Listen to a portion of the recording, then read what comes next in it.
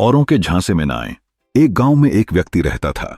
एक बार उसे भेंट में एक बकरी मिली, जिसे वह कंधों पर लादे खुशी खुशी घर आ रहा था। 3 ठगों ने उसे देखा तो बकरी हड़पने की योजना बनाई।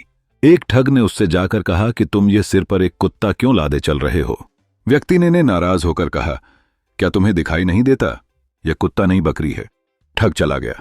कुछ देर बाद दूसरा ठग निकल कर आया और उसने भी यही कहा कि सिर पर कुत्ता लादे क्यों फिर रहे हो महाशय? इस बार वह व्यक्ति उसकी बात से संशय में पड़ गया।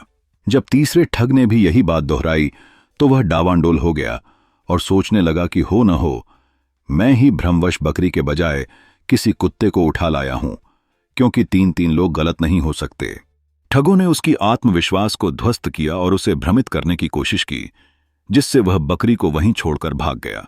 उसके जाने के बाद तीनों ठगों ने ठहाका लगाते हुए उसकी बकरी को हथिया लिया।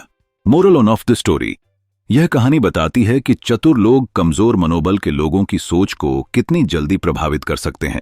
इसलिए दूसरों की बातों में आकर न बहकें और उन लोगों के झांसे में न आएं जो आपका फायदा उठाना चाहते हैं। यह कहानी हमें दिखाती है कि अगर हम दूसरों के झांसे में आ जाते हैं तो यह हमारे निर्णय लेने की क्षमताओं को कमजोर कर सकता है। अपनी सोच और समझ पर भरोसा रखना महत्वपूर्ण है। वह व्यक्ति अंततः बकरी को छोड़ देता है और भाग जाता है, यह दर्शाते हुए कि जब हम दूसरों की बातों में खो जाते हैं तो हम अपनी मूल्यवान चीजें भी खो सकते हैं। इस अनुभव से यह सीखने की जरूरत है कि हमें अपने दृष्टिकोण पर विश्वास करना चाहिए और जो लोग हमारा लाभ उठाना चाहते हैं उनके जाल में नहीं फंसना चाहिए। इस कहानी का नैतिक यह है कि हमें अपने इंस्टिंक्ट्स पर भरोसा करना चाहिए। कभी कभी एक स्पष्ट दिमाग और दृढ़ संकल्प ही हमें असली परिस्थितियों से बचा सकता है। फिर चाहे ठग कितने ही शातिर क्यों न हो, हमारे भीतर की शक्ति हमें उस भ्रम से पार कर सकती है।